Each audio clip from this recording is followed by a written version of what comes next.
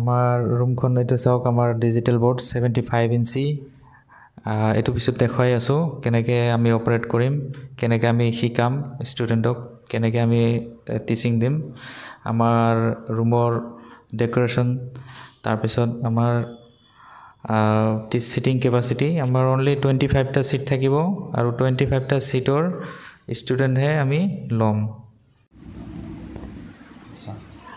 এটা সব কেইটামান ইম্পৰ্টেণ্ট কথা আলোচনা কৰিম আপোনালোকে মন দি শুনিব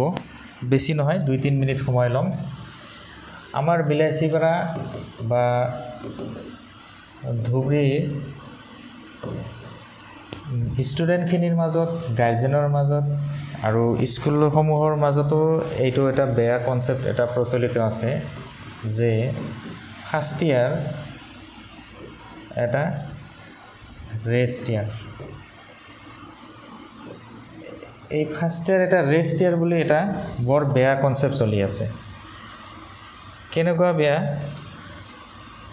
যে যদি সায়েন্সত পঢ়া হয় তাৰে 60% কনসেপ্ট ফাৰ্ষ্ট ইয়াৰত আছে plus soul of science first ইয়াৰত আছে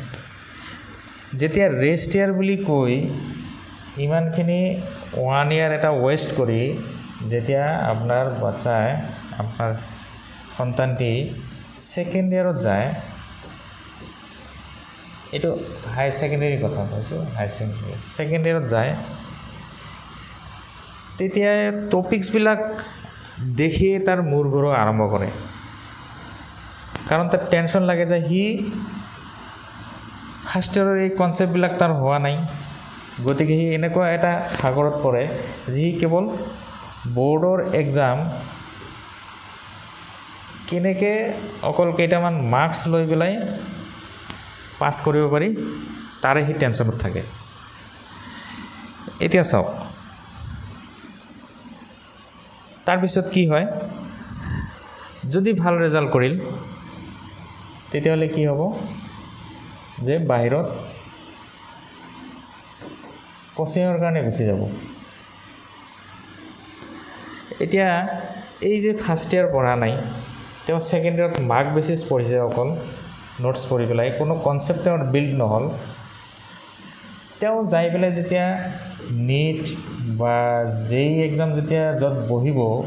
এনেকুৱা ধৰণৰ এক্সাম বিলাকত যেতিয়া বহিব তেতিয়া চাব যে তাৰ কনসেপ্ট একেবাৰে নীল তাৰ পিছত তেওঁৰ ডিসিশন আহিব যে কোচিং কৰা হ'ব কত যাই পেলাই বিলাসীপাৰা ধুবুৰীৰ বাহিৰত যাই পেলাই কোচিংত কি কৰিব কোচিংত এই ফাৰ্ষ্ট ইয়াৰ এই সেকেন্ড ইয়াৰ আকৌ পঢ়াব ইয়াতে এটা 2 ইয়াৰ্স এটা টাইম আছিল 2 ইয়াৰ্সৰ কোৰ্স 1 ইয়াৰত পঢ়াব তাৰ উপৰিও নীট জেই প্ৰিপাৰেচন কৰাব আমাৰ কথাটো হল যে এই যে 2 ইয়াৰ্স এটা গোল্ডেন টাইম এটা আছিল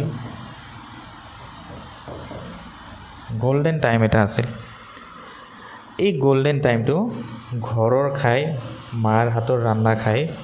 পঢ়া শুনা কৰি তেওঁলোকে জিটো কৰিব পাৰিব লাগিছিল সেইটো তেওঁলোকে নকৰিলে কিয় নকৰিলে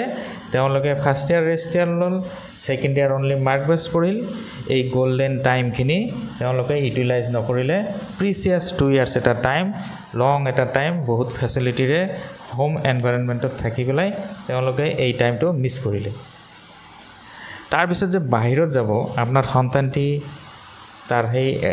পৰিবেশত এডজাস্ট হ'ব পাৰিবনে নাই বিভিন্ন কথা থাকে ব্যয়বহুল এটা বিষয় ঘৰৰ পৰা দূৰত থাকিব লাগিব যি নহওক আমি বিচাৰি আছো যে এই যে গোল্ডেন টাইমটো এটা ভাল ইউটিলাইজেশন হওক এই গোল্ডেন টাইমটো আমি ভাল ইউটিলাইজেশন কৰাৰ কাৰণে আমি ব্যৱস্থা লৈ আছো ইয়াতে কি আমাৰ সুবিধা থাকিব প্ৰথম কথাই কৈ লওঁ যে এইখন কিন্তু স্কুল নহয় this is not a school এইখন কেৱল এখন কোচিং বা টিউশন সেন্টাৰৰ নিচিনা বাট more than ইয়াতকে বহুত বেছি more than আমি কি কি ফেসিলিটি দিম আমাৰ প্ৰথমেই থাকিব নেট কোৱালিফাইড গাইডেন্স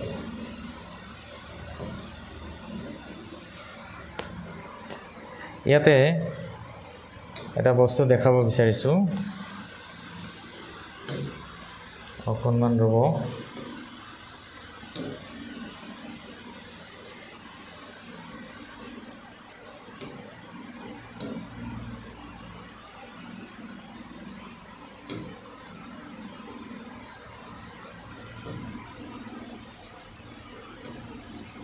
এইটো চাওক আমি কি কৰিম আমাৰ ওপৰত থাকিব নিট ক্ৰেকাৰ্ছ যিসকলে অলৰেডি নিট ক্লিয়াৰ কৰিছে তেনেকুৱা দুইজন ষ্টুডেণ্ট তাৰে এগৰাকী 628 পাইছে আৰু তেওঁ পঢ়ি আছে তেওঁলোক আহি ফিজিক্যালি ইন্টাৰেকশন কৰিব কেনেকৈ পঢ়িব লাগে সেই গাইডেন্স দিব আৰু ষ্টুডেণ্টৰ লগত ইন্টাৰেকশন কৰিব এতিয়া চাওক ইয়াতে আমাৰ বোৰ্ডৰ কাৰণে আৰু নিটৰ কাৰণে অথবা এনি কম্পিটিটিভ এক্সামৰ কাৰণে সায়েন্স বেস কম্পিটিটিভ এক্সামৰ কাৰণে আমি প্ৰিপেয়াৰ কৰাম প্ৰথমৰ পৰাই ষ্টুডেণ্টে বেছিভাগে নাজানে যে হায়াৰ সেকেন্ডাৰী সায়েন্স কৰাৰ পিছত কি কি লাইনত পঢ়িব পাৰি তেওঁলোকে অকল মেডিকেল ইঞ্জিনিয়াৰিং আৰু বিএসসি টো চিনি পায় কিন্তু ইয়াত যে শ কেৰিয়াৰ কৰিব পাৰি শ লাইনত হাণ্ড্ৰেডছ অফ ফিল্ডছ আছে য'ত নেকি নিজকে সৰ্বোচ্চ স্তৰলৈ ডেভেলপ কৰিব পাৰিব আমি কেৰিয়াৰ কাউন্সেলিং কৰিম ষ্টুডেণ্টখিনিক career counselling time to time আমাৰ স্মাৰ্ট বোৰ্ড টিচিং থাকিব এটো দেখিছে 5.5 ফুট এটা স্মাৰ্ট বোৰ্ড 75 ইঞ্চি ইয়াতে গতানুগতিক বাকি ৰুটিনখিনি থাকিব সিসিটিভি ইকুইপমেন্ট তাৰপিছত free wifi weekly test time to time progress monitoring এইবিলাক থাকিব আমাৰ হাইলি কমিটেড কোৱালিফাইড টিচাৰ আছে তাৰপিছত সব যিসকল ষ্টুডেণ্ট এছএমএছ মিডিয়ামৰ পৰা আহিব এছএমএছ মিডিয়ামৰ পৰা আহিব তেওঁলোকৰ কাৰণে আমি 2 মান্থৰ এটা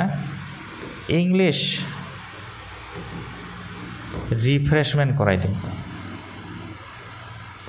ইংলিশ ৰিফ্ৰেশমেন্ট কোৰ্স কৰাই দিম যাতে ইয়াৰ প্ৰায় ইংলিশ মিডিয়ামত পঢ়িব পাৰে কাৰণ হায়াৰ সেকেন্ডাৰীৰ পিছত যিকোনো লাইনতে পঢ়িব তেওঁলোকে ইংলিশ মিডিয়ামত পঢ়িব লাগিব তো এটো কেৱল এছএমএছ মিডিয়াম ষ্টুডেণ্টৰ কাৰণে নহয় ইংলিশ মিডিয়াম ষ্টুডেণ্টৰ কাৰণেও আমি এই ফেসিলিটিটো ৰাখিছো তাৰ পিছত সব আমাৰ টিচাৰৰ কোৱালিটি এমএসসি কেমিষ্ট্ৰি লগতে পিএইচডি কৰি আছে বিএসসি কেমিষ্ট্ৰি 37 ৰেংক অল আসামত এমএসসি কৰিছে পিএইচডি কৰিছে পোষ্ট ডক কৰিছে ইণ্ডিয়ান ইনষ্টিটিউট অফ সায়েন্স বেংগালুৰুৰ পৰা এই দুজন হল আমাৰ সায়েন্সৰ এখেত আমাৰ ফিজিক্সৰ এমএসসি বিএড এখেত আমাৰ ফিজিক্সৰ বটানি আৰু জুলজিৰ এখেত আমাৰ ডিফাৰ্ম প্লাস এমএসসি জুলজি এনেকুৱা কোৱালিফাইড টিচাৰ লৈ আমি ক্লাস 11 ৰ পৰা আৰম্ভ কৰিছো স্মাৰ্ট 25 বেচ 25টা ষ্টুডেণ্ট লম এই 25 জন ষ্টুডেণ্টৰ ওপৰত আমি ফুল টাইম আমি হাৰ্ড ওয়াৰ্ক কৰিম আৰু লগতে স্মাৰ্ট ওয়াৰ্ক কৰিম সেই কাৰণে তেওঁলোকৰ নাম দিছো স্মাৰ্ট 25 এতিয়া কথা হল ইয়াতে যে অকল এইখিনি পাব সেইটো নহয় ৰুটিন এডুকেশ্যন পাব সেইটো নহয় তাৰ উপৰিও আমি time to time motivating session কৰিম মটিভেটিং সেশন কৰিম লগতে লাইফ স্কিলৰ ওপৰত সেশন হ'ব তাৰ উপৰিও পাৰ্সোনালিটি ডেভেলপমেন্টৰ সেশন হ'ব লগতে ড্ৰাগ এবিউজৰ ওপৰত সেশন হ'ব ড্ৰাগ এবিউজৰ ওপৰত সেশন হ'ব মুঠ কথা আপোনাৰ ষ্টুডেণ্টে কেৱল ইয়াত নপঢ়িব এনেকুৱা নহয় তেওঁলোকে জীৱনত কেনেকৈ চলিব লাগে তেওঁলোকে বিভিন্ন ঠাইলৈ যাই পেলাই যেতিয়া পঢ়িব যাব বাহিৰত তেওঁলোকে কেনেকৈ সেই পৰিৱেশত এডজাষ্ট হ'ব দৈনন্দিন জীৱনটো কেনেকৈ চলিব তেওঁলোকে স্মাৰ্ট কেনেকৈ থাকিব কনফিডেন্ট কেনেকৈ হৈ থাকিব সেইটোৰ ওপৰত